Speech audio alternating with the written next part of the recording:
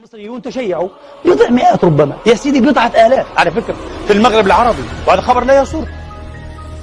ألوف تشيعوا، وسألت المغاربة قالوا نعم عشرات الألوف، والمملكة هناك تقول عشرات الألوف صاروا شيعة. مثلا مسألة السماح للشيعة والسماح بالسياح الإيرانيين أن يدخلوا مصر، وإحنا كسلفيين عندنا يعني حساسية من هذا الأمر. نسمع كثيرا من شبابنا ممن تشيعوا، شبابنا يتشيع، أبناؤنا يحملون هذا الفكر الصفوي الفارس الخبيث.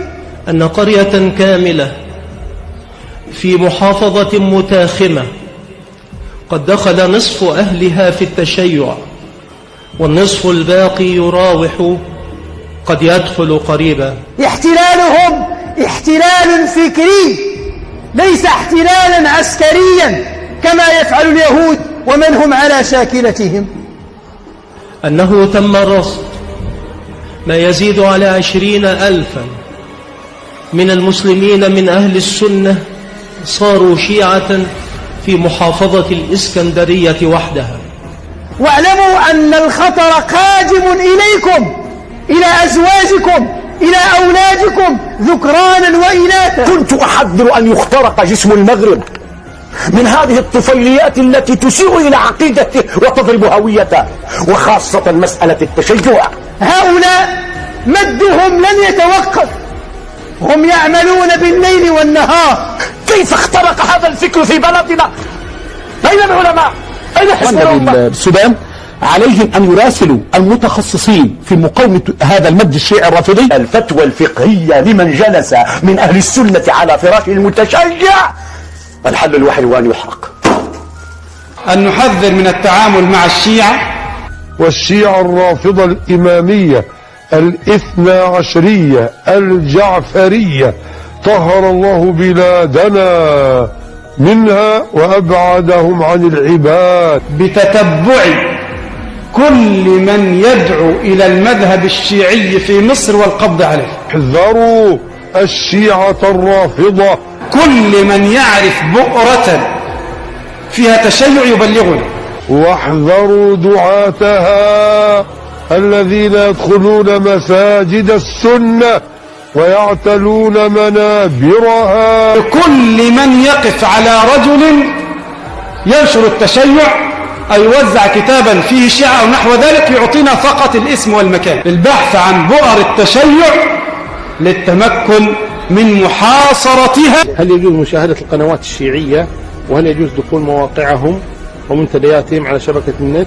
لا أقول لا يجوز هذا الأمر، لا يجوز للإنسان، يعني لا يجوز أن يعرض نفسه للشبه، قد يسمع شبهة وتقع في قلبه ثم لا يستطيع. أما أن تذهب لتسمع ما يقولون فاذهب إلى الخمارة واشرب الخمر خير لك، لئن تشرب الدخان والخمر خير لك لم تذهب إليهم. لا تذهبوا إليهم، لا تدخلوا تلك الغرف، لا يجوز حتى لو قرأوا القرآن وقرأوا في البخاري ومسلم.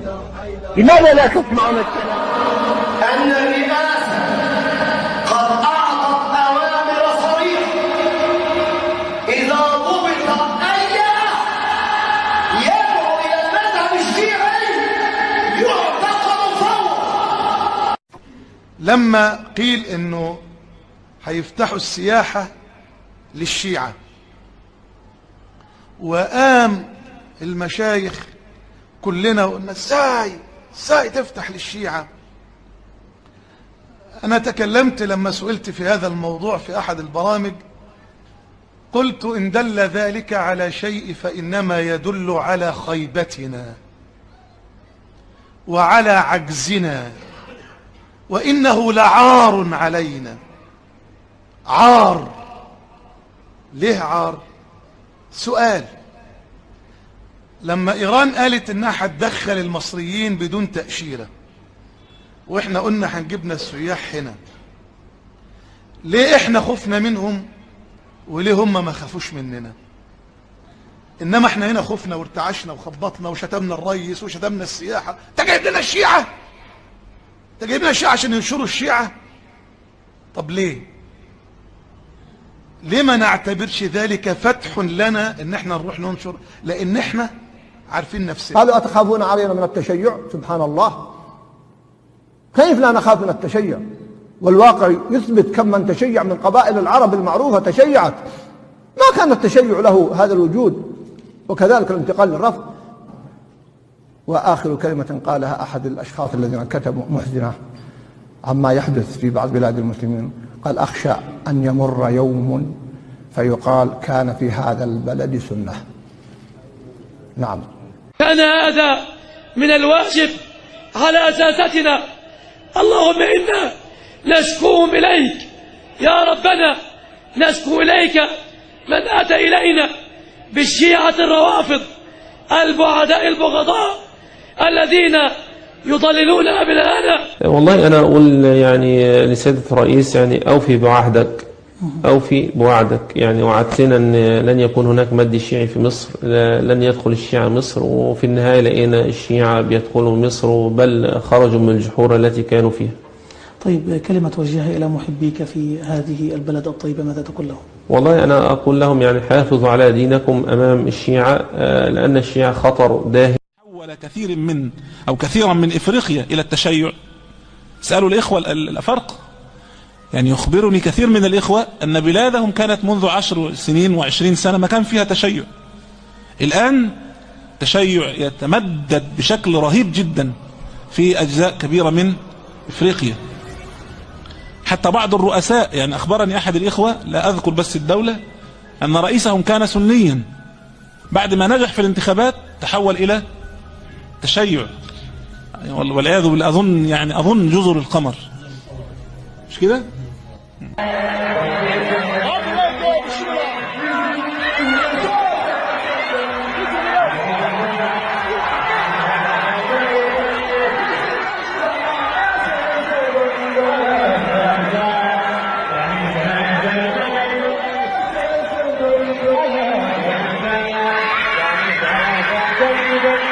مصر يركزون الآن على مصر، لأن عندهم في النصوص في النبوءات أنهم عندما يستولوا على حكم مصر فهذه علامة على ظهور المهدي، وأن حاكم مصر الشيعي سيسلم الراية للمهدي. لذلك يحاولون أن يخترقوا مصر الآن بكل ممكن ومستطاع.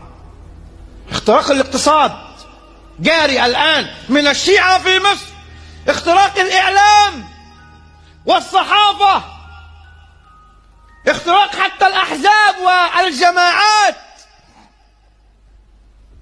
يحاولون، وللأسف الشديد للأسف هم ينتشرون الآن في مصر بمعدل سريع، ولكن أكثركم لا يعلمون. ينتشرون ويتغلغلون ويتوسعون ويتمددون ويخترقون الساحة المصرية بأعداد كبيرة. هناك قرى بأكملها تشيعت، وشخصيات عامة وخاصة تشيعت، شباب وغير شباب تشيعوا، وهم يتمددون ويتوسعون ويحرصون على السيطرة على مصر التي وقع فيها كثير من أبناء هذه الأمة. هي عقيدة الشيعة والرافضة.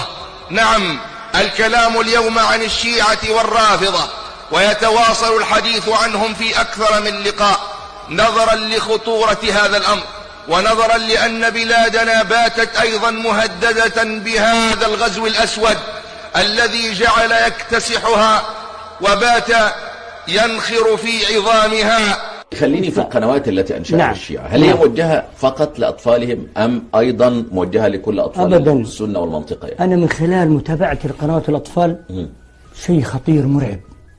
يعني اللي لاحظته فيها؟ لاحظت فيها أستاذ محمد إنها موجهة لجميع، حتى لو الطفل ما يعتقوه الطفل، ممكن الطفل الرضيع لو استطاعوا أن يرسلوا رسالة، لو استطاعوا يخلوه يتكلم في المهد يا حسين يا حسين. الأول عن متابعة قنوات الرافضة، أنا أهم سؤال أيضا قراءة منتدياتهم، الورود إلى صفحاتهم. لا ينبغي، والله لا ينبغي، هذا من أخطر ما يكون. قناة الأنوار اتفضل اللي هي بتاعت الشيعة، والله فيها حاجات خطيرة جدا جدا جدا. يا ريتك ما ذكرت اسمها على أساس يعني ما.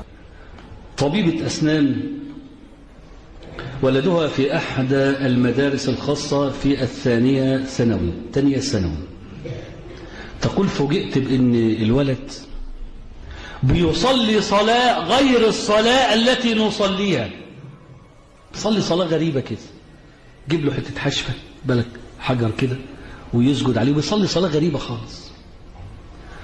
وبدأ الولد يتكلم في الأئمة اللي هو المعتقد عندهم، ما هم اسمهم ايه، الإمامية أو الشيعة الإمامية أو الشيعة الرافضة أو الشيعة الاثنى عشرية. بتقول فوجئت الدكتورة بابني بيحمل الكلام ده، يصلي صلاة غير الصلاة التي نصليها، وبدأ يقول لها على الأئمة الاثنى عشر اللي هم بيؤمنوا بهم الشيعة. انتصارات في هذا الجانب، لابد أن نعترف بذلك. هم الآن اخترقوا بلاد الإسلام، شيعوا كثير من البلدان، كما قلت أنا لم يشيعوا فقط إندونيسيا ونيجيريا، بل شيعوا حتى بلاد المغرب ومصر والسودان وحتى في السعودية. آنان می‌خواهند نور خدا را با دهان خود خاموش سازند، ولی خدا نور خود را کامل می‌کند هرچند کافران خوش نداشته باشند. فردا که دم حیدری از کعبه برآید، دوران معاویه صفتها به سر آید، این پرچم شیعه‌ست که بر قله دنیاست، هر کس ز علی دم بزند هموطن ما، یا حیدر کرا زند نقش به زودی، یا حیدر کرا زند نقش به زودی، یا حیدر کرا زند نقش به زودی، بر پرچم سبز عربستان سعودی، بر پرچم سبز عربستان سعودی. حیدر